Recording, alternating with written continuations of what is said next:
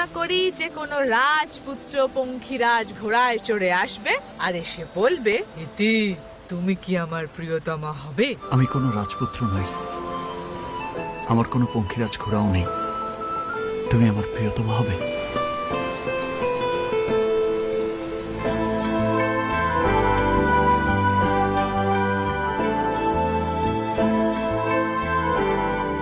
কাল সারা রাত জেগে এত পড়াশোনা করলাম, দেখি সকালে ঘুম থেকে উঠতে দেরি হয়ে গেল। বেশি রাত জেগে পড়াশোনা করলে চোখের নিচে কালি পড়ে যাবে, চেহারা খারাপ হয়ে যাবে। আমার চেহারা নিয়ে দেখি আপনার অনেক চিন্তা।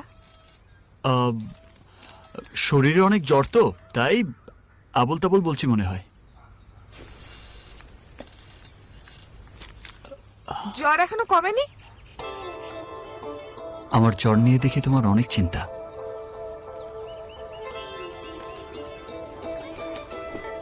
এরকম করে বললে যে কেউ জ্বর দেখত। তা